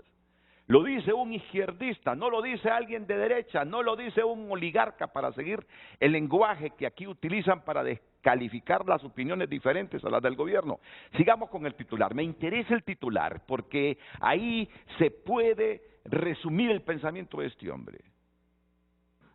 Los empresarios necesitan certidumbre para invertir, el pueblo certidumbre para vivir mejor. En la medida que tengan certidumbre, los empresarios que generen riqueza, empleo, porque aquí es donde se genera prácticamente el empleo. El gobierno no tiene capacidad para emplearnos a todos, es el sector privado. Yo sé que esa riqueza se genera con el trabajo, con el hombro de nosotros los trabajadores, estoy muy consciente de ello, pero igual esa riqueza nos da la certidumbre que vamos a vivir mejor. ¿Qué es vivir mejor? Vivir mejor es asegurar los alimentos todos los días. Vivir mejor es asegurar la buena educación, la buena salud. Eso es vivir mejor. Eso es vivir mejor. Entonces, miren el pensamiento de este hombre de izquierda. Seguimos así, matándonos, descalificándonos. Este país solo va a multiplicar la pobreza. Si tenemos una visión de altura, de compromiso con la patria, nos habremos dado cuenta a esta altura ya, sigamos con el titular por favor, que para que el país mejore requerimos esos consensos, privado y público, es fundamental, eso es fundamental. Quien se pierda de esto está condenando al país a vivir siempre en la pobreza. Esto es fundamental. Los empresarios necesitan certidumbre para invertir, el pueblo certidumbre para vivir mejor, y aquí los empresarios están diciendo desde hace ratito, sin que dejemos de admitir y reconocer que hay muchos de ellos que se han equivocado y que han cometido errores y que se aprovecharon de los regímenes fiscales y que el Estado no los sancionó porque no monitoreó o no sé, o estaba coludido con ellos en su momento. Pero al final, esto es lo importante, si no es con el concurso de lo público y lo privado, Honduras no puede salir adelante, así de simple. Quien desconozca esto es alguien dogmatizado por las ideas, cegado por sus prejuicios y en los caminos incorrectos, creo yo. Vamos a la pausa, voy a escuchar la opinión que tiene Alejandro Cafati y más sobre estas recomendaciones y propuestas que está planteando el Consejo Hondureño de la Empresa Privada. Redes Sociales es presentado por La Curazao. Mamá y yo juntos, cada momento. El mejor regalo con precios insuperables. Por compras al crédito te regalamos la prima. Gracias por compartir su opinión a través de nuestro WhatsApp. Es importante que el proceso de formulación de la Ley de Justicia Tributaria sea transparente, inclusivo y equitativo, y que los legisladores consideren una amplia gama de opiniones e intereses y no solamente hacer caso a los planteamientos del COEP, se debe buscar el equilibrio y el consenso para promover una legislación tributaria justa y sostenible que beneficie a toda la sociedad. Continuamos con más mensajes a través de WhatsApp. El planteamiento del COEP es realista y pragmático, buscando proteger las inversiones que ya se tienen y fomentando el surgimiento de nuevos proyectos de inversión. El COEP fue partícipe de la corrupción del pasado para subir el impuesto sobre venta al 15%. Los empresarios solo quieren extorsionar al gobierno para seguir haciendo empobrecer al pueblo. Más mensajes. Buen día, Renato. Mi consulta es a los panelistas. ¿Por qué no hubo oposición de parte del COEP cuando se incrementó el impuesto sobre venta agregado del 12% al 15%? Más mensajes. Préstamos vienen y no se sabe a dónde van y en qué se emplean, porque no hay transparencia en los gobiernos ni les interesa ser transparentes. Continúe compartiendo su opinión a través de @FrenteAFrente_HN. Redes sociales fue presentado por La Curazao. Mamá y yo juntos, cada momento. El mejor regalo con precios insuperables. Por compras al crédito te regalamos la prima. Les presento este cuadro y las explicaciones que sobre este cuadro dan los representantes del COEP y que fue dejado allí en la mesa de los diputados dictaminadores de este proyecto de ley de justicia tributaria. Alejandro Cafati. Mire, nosotros muy responsablemente desde el COEP hemos dado seguimiento a todas las audiencias públicas que han habido en el Congreso Nacional, dado que son televisadas.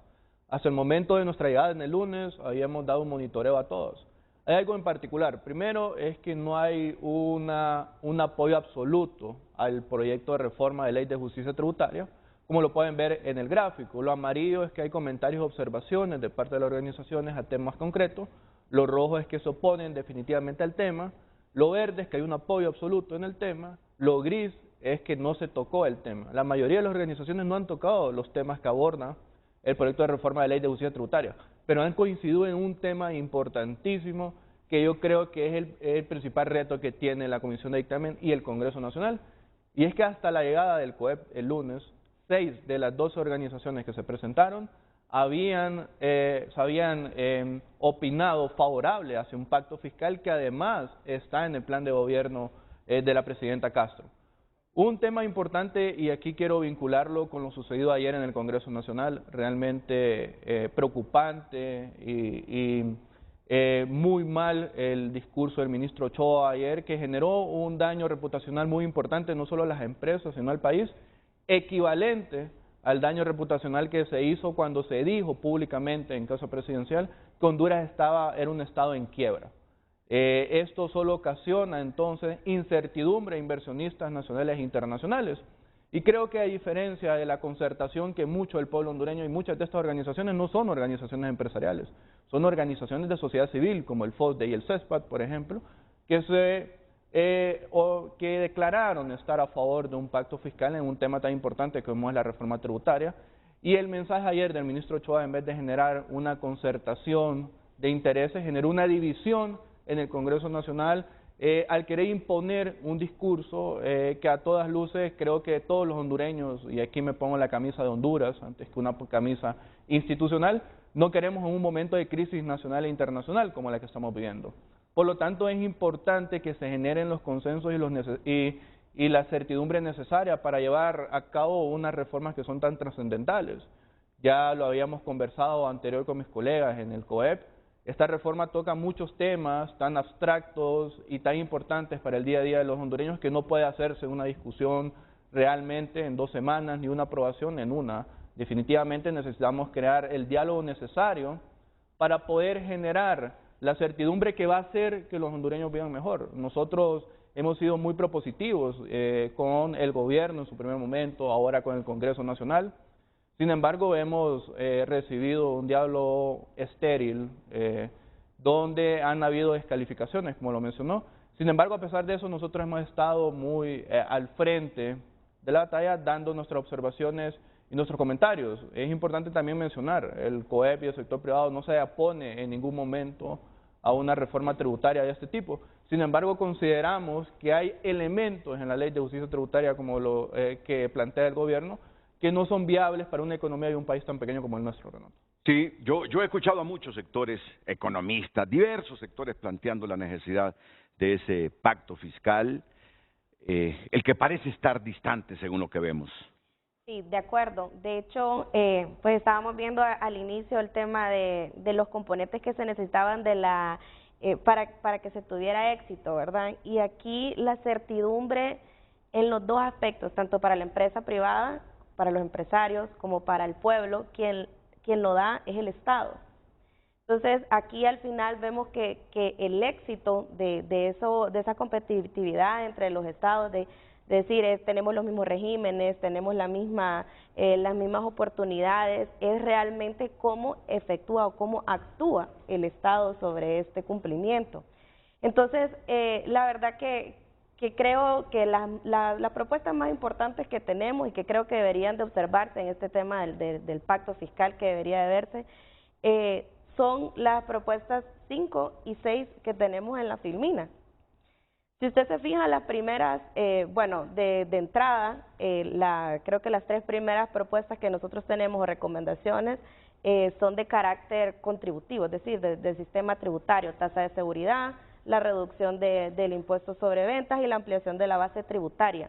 Si usted se fija, a partir de esos 3, todas son facultades que debe mejorar el Estado y la administración tributaria. Y para este caso que estamos viendo en concreto, que es la Ley de Justicia Tributaria, el 5 y el 6 son los más importantes. Y primero porque para eliminar la discrecionalidad y tener un control efectivo de la racionalización y el uso de las exoneraciones, se debe establecer un índice de medición de gasto. Y esto implica que el Estado pueda medir efectivamente cómo el beneficiario está haciendo uso de ese incentivo, de esa exoneración. No todos se deben de parametrizar de la misma forma, y en este sentido podemos ver cómo una maquila sí puede aportar el sacrificio fiscal o cómo lo justifica ese sacrificio que hace el Estado para darle una exoneración a una maquila en la creación de empleos. Correcto. Sin embargo, en el tema energético no es igual. Usted va a ver que en el tema energético el objetivo es suplir una necesidad o un déficit energético que tenía el Estado y que tiene en ese momento. Entonces, no podemos cuantificar el gasto tributario de la misma forma en cada uno de los regímenes. Si usted establece un índice de elegibilidad donde dice, ok, Marcia Aquino de ahora en adelante necesita crear en una SOLI 100,000 empleos. Y para el tema agroindustrial, pues lo que necesitamos es que usted nos dé seguridad alimentaria en energía, que cumpla con la demanda energética que tiene, pero no todos tienen el mismo parámetro. Entonces, ¿qué pasa acá? Si yo no establezco un índice de elegibilidad o medición correcta, todos los actos que vengan a partir de este momento van a ser discrecionales. Primero, la incertidumbre que se tiene en este proyecto es, a todas luces, reglamento, no establecemos parámetros ideales, no decimos cómo se va a mitigar el riesgo, todo esto genera incertidumbre. Y la otra herramienta que tenemos es el fortalecimiento en general de la administración tributaria. Y aquí es el puntito clave. Si una maquila dedicada a otra actividad viene y me solicita importar 40,000 llantas, lo primero que el Estado con sus instituciones se pregunta, ¿y para qué quiere llantas esta maquila? Y mire que ese tema es bastante importante, porque lo mencionó el ministro en diferentes intervenciones en diferentes lados del país, ¿no? Igual, y pongo el otro ejemplo, si los que importan derivados del petróleo para satisfacer nuestras propias necesidades como Estado de energía eléctrica, yo compruebo como Estado que están utilizando ese combustible para otros objetivos que los benefician económicamente a ellos, yo como Estado reacciono y lo pongo en cintura. El Estado ha hecho eso, ¿por qué no lo ha hecho? Y mire, fíjate que en los dos ejemplos hay una particularidad muy importante, y es que en los dos ejemplos hay interacción directa del funcionario público. Y aquí se habla únicamente de la corrupción desde el lado privado, excluyendo intencionalmente tal vez la corrupción desde lo público, porque no se ha descargado responsabilidad en los funcionarios públicos que permiten la importación de llantas cuando no tiene que hacerlo, por ejemplo, o la importación de combustibles para otros elementos que no son los que establecen las leyes especiales de los regímenes fiscales. Por eso nosotros decimos, hay un mensaje de odio, creemos, detrás del discurso del ministro Ochoa en contra del sector privado, pero únicamente visualiza el tema de la corrupción desde el lado privado, sin ver también los elementos internos que tiene el Estado. Nosotros hemos enfatizado, hemos dicho, hay que fortalecer las medidas o los mecanismos de control y verificación del Servicio de Administración de Renta. Ok, fortalezcámoslos, pero buscamos responsabilidades penales también a esos funcionarios públicos que se prestan a la corrupción. Héctor. Sí, en el tema específico de energía, para un ejemplo interesante, lo que usted dice, o sea, si se está usando el combustible para algo que no era su propósito y no existe la fiscalización, pues eso va a continuar, ¿no? O sea, y si las cosas siguen iguales, como dicen ellos que se van a mantener los derechos adquiridos y no se fortalece la fiscalización, pues vamos al mismo camino. O sea, algo que se quede escondido dentro de la complejidad de la ley, y le pongo un ejemplo, es eliminación del artículo 23 de la Ley General de la Industria Eléctrica. El gobierno argumenta de que ese artículo no le permite ponerle un régimen impositivo diferente al sector energético. Lo que dice es que no permite ponerle un régimen discriminatorio al sector energético. Seguido en ese artículo dice que las ventas de potencia y energía quedan exentas del impuesto sobre venta. El cliente principal que compre energía es la ENE. O sea, se le va a quitar la exoneración del impuesto sobre venta al ENE también, el principal problema fiscal del país. O sea, son cosas que no han quedado claras, que no han sido discutidas suficientemente y que creemos que son importantes que se salquen. Un puntito, Luis, porque ya he escuchado a algunos economistas ecuánimes, objetivos, diciendo que tampoco es la hecatombe que están pronosticando algunos con la aprobación de este proyecto de justicia tributaria. Por cierto, hay que decir que las empresas acogidas a estos regímenes, algunas tienen hasta el 2035, otras hasta el 2040, 2042. Dicen ellos que se van a perder 700,000 empleos así de un solo porque el Congreso apruebe esto. Tampoco es incorrecto, es una visión catastrófica. He escuchado yo a algunos economistas bien sensatos. Pero yo quisiera esta mañana que Luis Larach, expresidente del COEP, un empresario influyente en el país, me diga a corto plazo, sabiendo que muchas de las empresas, o la mayor parte, o todas las empresas acogidas a estos regímenes, seguirán acogidas hasta el 2035, las que están en la SOLI, y en otros regímenes hasta más allá del 2040, ¿cuáles serán los efectos negativos inmediatistas si esto se aprueba en el Congreso Nacional tal como está? Renato, no es el efecto que vamos a tener a corto plazo, que ya hemos tenido y que ya estamos teniendo. En la actualidad, hemos perdido en este año 28,000 empleos, solo en el sector maquila. No estamos hablando de otros sectores. En tema de seguridad alimentaria, cada día estamos con más problemas, con más déficit. Entonces, son diferentes campos que se están afectando. Y la incertidumbre de estar discutiendo esta ley o este proyecto está causando incertidumbre, está causando inseguridad. Mira lo que sucedió en Chile. Tú ponías de ejemplo lo de Boric allá.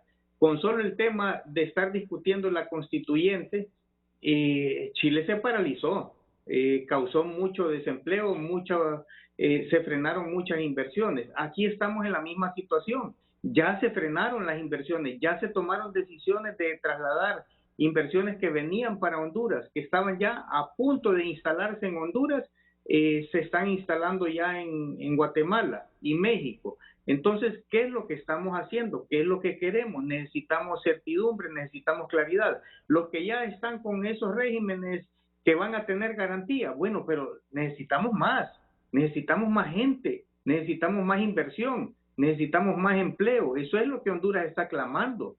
Más que todo, ese empleo y seguridad ciudadana. Y para generar empleo necesitamos seguridad jurídica, necesitamos certidumbre. Entonces, ya se está causando el problema, ya se ha causado el daño y se va a continuar causando si esto se llegase a aprobar de esta forma. Yo le hago un llamado a los honorables diputados que analicen bien la situación. Si no, el pueblo se los va a reprochar en el corto plazo, porque se van a ver los efectos de esto de inmediato, Renato, y no son amenazas, Es la realidad, es lo que está pasando. Cuando deberíamos de estar hablando cuántos empleos vamos a generar nuevos, y lo que estamos hablando es cuántos desempleos vamos a generar. No es correcto. Yo creo que es algo, una visión completamente equivocada, y como lo decía anteriormente, no es presionando a los actuales que vas a sacar más dinero. Lo que necesitas es ser más atractivo, generar más volumen, generar más desarrollo para generar más oportunidades, atraer más inversión. Los inversionistas locales estamos firmes y aquí hemos estado siempre, pero con esa presión que están metiendo, lo que están haciendo es frenando hasta el local, y eso no es correcto, ¿verdad? Atacando al sistema privado. Nosotros no somos los diablos, nosotros lo hemos hecho correctamente, y si hay alguien que ya se haya salido de la línea, que lo penalicen. Para eso está la ley, para eso están las instituciones, que apliquen la ley correctamente, y el COEP siempre ha sido firme en esto. No en esta administración del COEP de Mateo Yibrín, históricamente tú puedes ver, nosotros sí hemos cuestionado cuando se han aumentado impuestos. Cuando se cuestionó, cuando se aumentó del 12 al 15, el COEP luchó también. Pero han sido gobiernos autoritarios que solo les interesan más ingresos y no les importa la población. Y veamos la realidad. Miremos lo que sucedió en los últimos 12 años, Renato. Triplicó los ingresos el gobierno y aumentó la pobreza. Entonces, ¿para dónde vamos? Veamos la realidad histórica. Y aquí no estamos hablando de derecha, de izquierda o de centro, ni de colores de partidos. Estamos hablando de Honduras. Bueno, tengo que ir a una pausa, pero me dice la producción que tengo en la línea telefónica al subdirector del Servicio de Administración de Rentas, Cristian Duarte, que también tengo a Mariana Ríos. ¿Por qué me ponen que Mariana es directora general de aduanas? ¿Quién es el director de aduanas? Bueno, entonces ella es la subdirectora. Y está el secretario de la presidencia, don Rodolfo Pastor de María, también, que quieren alternar aquí con ustedes, con Luis Larach, con Alejandro Cafati, con Héctor Corrales y con Marcia Aquino después de la pausa. Ya estoy con los funcionarios del gobierno que nos están llamando. Antes, solo una explicación a este gráfico de la distribución del gasto tributario. Alejandro. Sí, mire, este gráfico es muy importantísimo de explicar a la población. Creo que la manzana de la discordia en todo este análisis de la Ley de Justicia Tributaria ha sido precisamente el gasto tributario del gobierno, y creo que malintencionadamente se ha querido decir en el discurso de parte del gobierno que el gasto tributario es único y exclusivamente del sector privado. Sin embargo, la información que el mismo gobierno publica, que va además acompañada de los documentos que aprueba el Congreso Nacional para el Presupuesto General de la República, nosotros hemos determinado que no es del todo cierto. Cuando la población identifica y analiza verdaderamente el gasto tributario, se da cuenta que el 60% del gasto tributario anual va dirigido a personas naturales, ya sea a través de la exención de la canasta básica o de la exoneración del impuesto sobre la renta, a personas de la tercera edad o maestros. Cuando uno analiza verdaderamente cuánto le corresponde de incentivos fiscales del gasto tributario total al sector productivo, únicamente se encuentra que es el 29%, son 14.000 millones de lempiras. Por lo tanto, nosotros hemos condenado ese mensaje de desinformación de parte de algunas autoridades, aluciendo de que el gasto tributario es única y exclusivamente para el sector privado, excluyendo los beneficios que da el gobierno a las personas naturales y jurídicas a través de la exención de la canasta básica. E incluso se excluye del gasto tributario la exoneración que el mismo gobierno da a las municipalidades, a los cuerpos diplomáticos y a la economía social del país, ya sea a través de los colegios profesionales, las ONGs, las iglesias, y todo esto que compone el 100% del gasto tributario. Y por eso nosotros vemos importante especificar en qué consiste el gasto tributario, porque desde el discurso, a través de medios de comunicación, a través de redes sociales, se ha querido malinformar a la población, y creemos que eso no es justo. Es una discusión informada y en un país democrático como el que estamos viviendo en este momento. El otro y polémico artículo es el 72 de los deberes de información de otros obligados tributarios en lo que tiene que ver con el asunto del secreto bancario, Héctor. Sí, me parece, Renato, que es adecuada la reforma en el sentido de que no se tengan que que la administración tributaria no tenga que producir un número de cheque o un número de orden de compra. Pero para eliminar eso no es necesario de darle la facultad de que los requerimientos de información tengan que ser generales, no individualizados como se hace en el resto del mundo. O sea, lo que significa tener un requerimiento de manera general es tirar una atarraya y pedir cuáles son todos los cuentavientes que tienen más de 20,000 o 50,000 o 100,000 empiras en sus cuentas. Y en el último inciso creo que es lo que viene más preocupante, que es lo que deja toda la puerta abierta. Que dice, cualquier otra documentación que facilite la identificación de rentas y patrones de consumo. O sea, esto significa que ellos pueden ver en qué gasto yo en mis tarjetas de débito, cuáles son las comunicaciones privadas que yo tengo con los funcionarios de la banca, todos los productos financieros que yo tengo, y ahora se agregan las asociaciones profesionales, a todo lo que uno aporta, esa información van a tener acceso. Entonces yo creo que se puede darle las facultades administrativas al SAR para que acceda a información con menos limitaciones, pero no extralimitándose. Pongan ese artículo, porque yo lo que sé es que esto es para asuntos estrictamente de tributarios. Correcto. Y aduaneros. Sí. Sí, y son para propósitos tributarios y aduaneros, se supone, pero la Secretaría de Finanzas tiene acceso también. Pero cuando usted habla de un proceso, de un propósito administrativo o tributario, eso significa que usted está haciendo una investigación o una auditoría. Por eso es que los requerimientos deben ser individuales, no generales. Cualquier otra documentación que facilite la identificación de rentas y patrones de consumo que puedan ser objeto de investigación, verificación o fiscalización tributaria y aduanera. Y usted ejemplificó que si necesitan la tarjeta de débitos o mi consumo con la tarjeta de crédito. Es correcto, o sea... ¿Tienen ellos la autoridad para...? Cuando se dice patrones de consumo, o sea, eso significa en cómo consumo yo, cuáles son las cosas en las que yo gasto mes a mes, ¿no? Para cualquier ciudadano. Para cualquier ciudadano, o sea, es literalmente sin restricción alguna, porque cuando usted quita la restricción de que el requerimiento de información sea individualizado y lo pasa a general, ese ciudadano no tiene que estar siendo investigado por la SAR para que accedan a su información. Marcia. Sí, agregando a lo que mencionaba Héctor Luis, aquí hay una serie de herramientas que se le están dando a las autoridades tributarias y sobre todo al SAR específicamente. Y aquí vemos cómo ellos se están acaparando facultades excesivas de control y de poder. Una de ellas es el secreto bancario, pero todo esto viene como en una escala o por decirlo en una pirámide. Empezamos con el convenio MAC, que esto lo vemos con buenos ojos porque es un intercambio de información entre estados a nivel internacional, que está bien que se implemente, sin embargo tenemos que mejorar pues la condición de la administración tributaria como tal.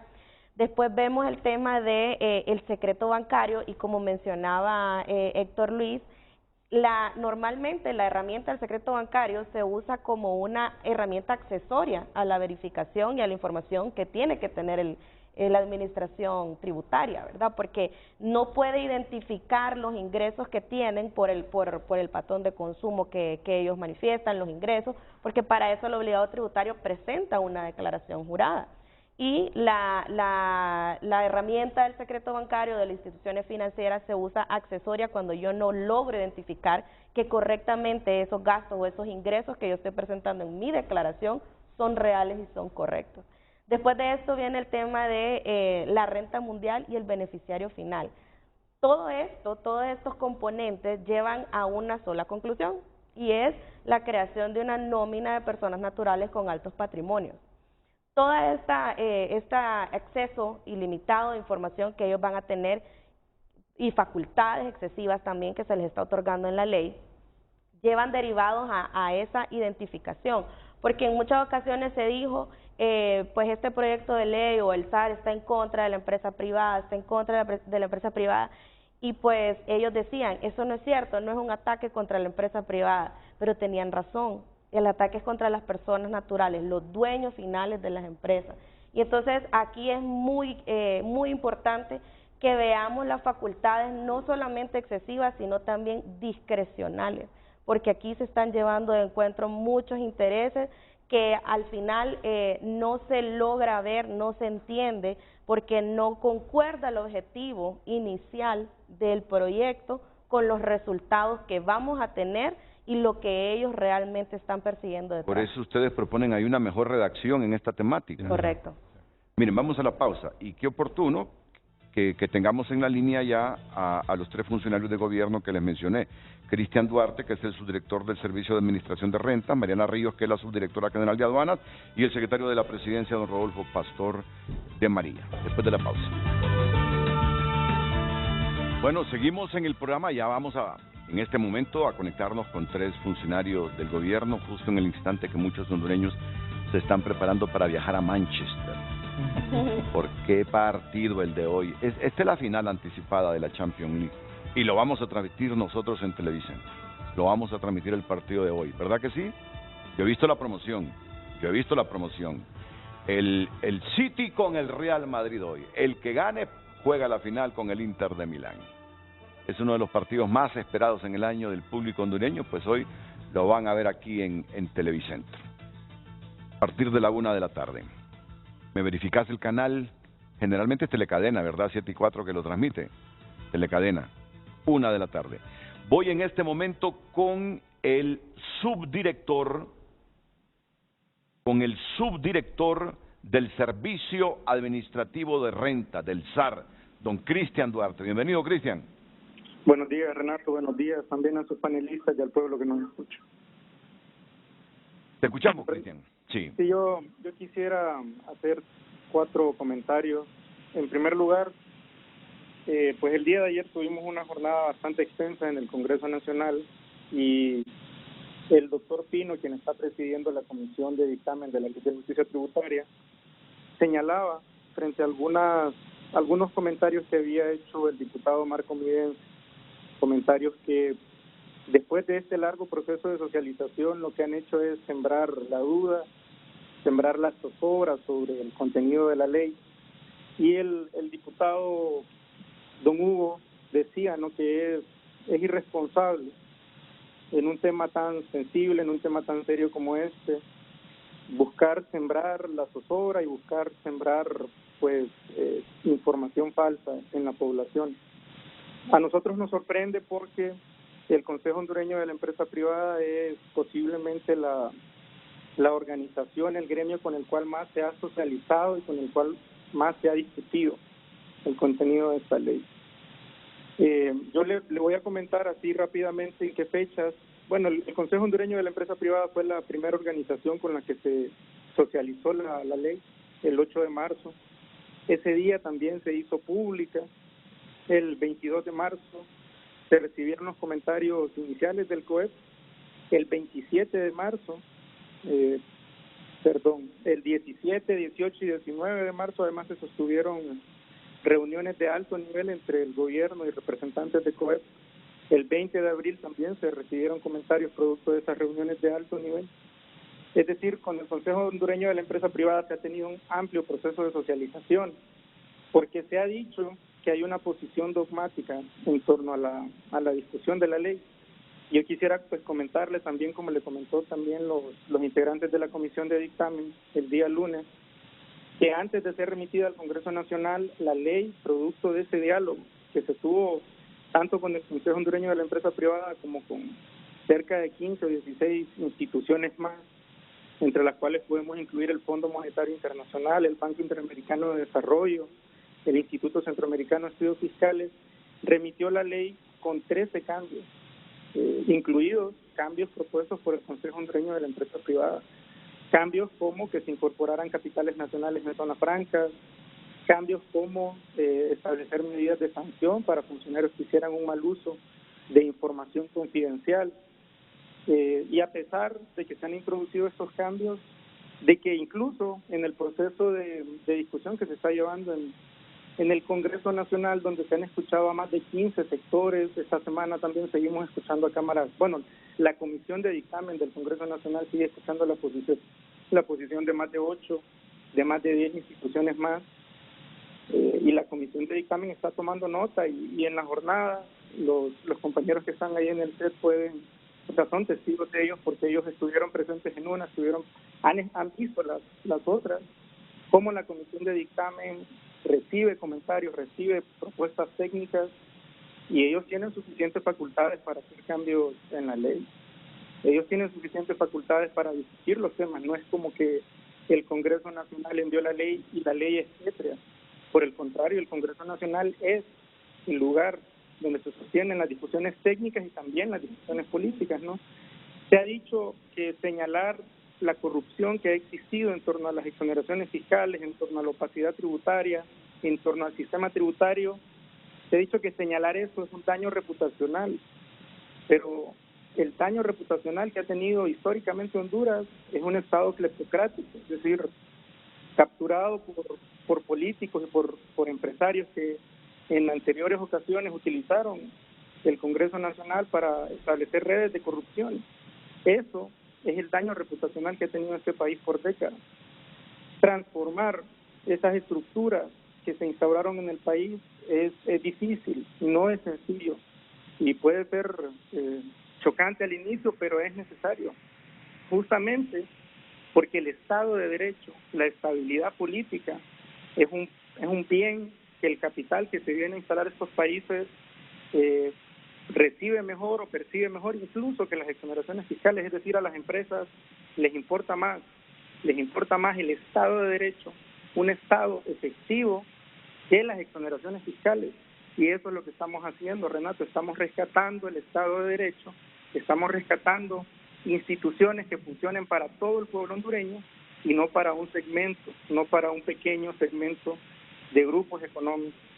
Nosotros hemos escuchado, porque hemos sido partícipes de las audiencias públicas, a muchas organizaciones representantes de la mediana, de la micro, de la pequeña empresa, gasolineros independientes, a las centrales obreras también, porque ellos también tienen que ser escuchados.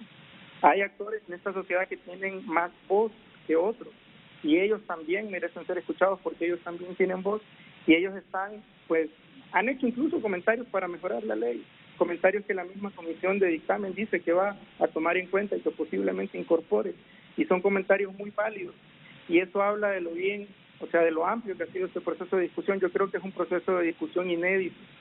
Yo soy economista y he estudiado el tema fiscal durante muchos años, igual que Alejandro, y encuentro que este es uno de los procesos de discusión, de socialización más amplios que ha habido en la historia de Honduras. Antes, las leyes fiscales se discutían en salones, se discutían en reuniones privadas. Hoy se están discutiendo en audiencias públicas, grabadas, a las que tiene acceso todo el pueblo hondureño. Yo quisiera cerrar nada más diciendo que es positivo que se acepte, ¿no? Que no es un escenario apocalíptico el que se viene después de la aprobación de la ley, es justamente lo contrario, es simple y sencillamente recuperar el Estado de Derecho, recuperar las instituciones, repensar un modelo de atracción de inversiones que hasta hoy, Renato, ha demostrado ser fracasado, ha demostrado ser o no ser el adecuado. Hay que repensarlo, hay que discutirlo, eso es lo que está pasando hoy, pues. Se están reconociendo los derechos de las empresas, todas las empresas que ya tienen una exoneración lo van a seguir teniendo, ni un empleo se va a perder por la aprobación de esta ley. Además, solamente se están eliminando 10, pero hay otros 6 regímenes que ya existen y que quedan todavía, y se están creando 2 regímenes nuevos, 2 regímenes altamente competitivos que se alinean a los estándares internacionales. Entonces, yo creo que el clima, la disposición debe ser a continuar discutiendo, a continuar mejorando los contenidos de la ley. Incluso los diputados del Partido Nacional ayer en el Congreso Nacional hicieron comentarios sobre cómo mejorar la ley. Y no, por el contrario, estar sembrando todavía la duda, estar sembrando todavía la zozobra, eso no es adecuado y no es justo con el pueblo hondureño. Muchas gracias. La comunicación que tiene con Frente a Frente el subdirector de Servicio de Administración de Rentas, Cristian Duarte. Nos quedan unos minutos para Mariana Ríos y don Rodolfo Pastor. No sé si vamos a tener tiempo porque tenemos 2 pausas comerciales pendientes y los comentarios finales de nuestros panelistas aquí en el CETI y Luis Larache en San Pedro Sula. Es presentado por La Curazao. Mamá y yo juntos, cada momento. El mejor regalo con precios insuperables. Por compras al crédito te regalamos la prima. Continuamos leyendo su opinión a través de nuestro WhatsApp. Muy buenos días. Para mí no se debería aprobar la ley, por lo menos dejarla en espera. ¿Por qué? Porque el gobierno no ha combatido la corrupción. Si no se combate la corrupción teniendo más dinero, habrá más corrupción. ¿Dónde está la Sisi? Gracias. Continúe enviando su opinión a través de @FrenteAFrente HN. Redes sociales fue presentado por La Curazao. Mamá y yo juntos, cada momento. El mejor regalo con precios insuperables. Por compras al crédito te regalamos la prima. Miren, creo que me voy a quedar sin la participación de don Luis Larach última, de Alejandro, de Marcia y de Héctor, para priorizar unos 30 segundos para el ministro de la Presidencia y para la subdirectora de aduanas, porque agrado quiere agrado también, ellos siempre que se les invita vienen y cuando llaman pues hay que atenderlos. Ministro Rodolfo Pastor de María, unos 30 segundos por favor, yo sé que es corto el mensaje, pero sé que lo cortó. ¿Y la subdirectora? Está la subdirectora Mariana Ríos, adelante subdirectora de la Administración de Rentas. Sí, buen día Renato. Sí, buenos días. Es un gusto sí. poder tener, aunque sea unos segundos, interviniendo en su programa.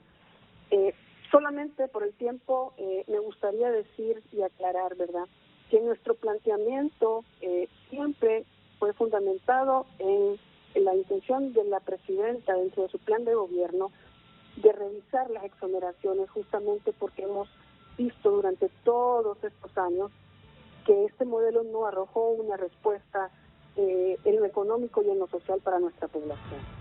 Y que definitivamente la fuente de la propuesta no es el odio, es la conciencia resultado de un ejercicio científico que hemos tenido con los datos que nos arrojan las diferentes instituciones que manejan los regímenes especiales. Precisamente, además, para reforzar esto, se está fortaleciendo la institucionalidad en instituciones precisamente como aduanas, que ha sido tan debilitada durante tantos años. Justamente estamos comenzando ahora un proyecto de $50 millones con fondos del PIB para poder darle otra cara a la aduana, otro nivel de modernización. Y justamente el director Fausto Cálix, creo que en reiteradas ocasiones ha expresado la voluntad de modernizar y adecentar nuestra institución. Sí. Con esto vamos a poder enfrentar de mejor manera la administración de los regímenes especiales fiscales, que además no solamente van a poder continuar funcionando, sino que además vamos a estar ofreciendo otras oportunidades que creemos más justas, y ya con una institución fortalecida no habrá ninguna duda de que nuestra administración podrá arrojar los mejores resultados en términos de esa funcionalidad. Muchas gracias, subdirectora. Le corto porque es la 9:01 y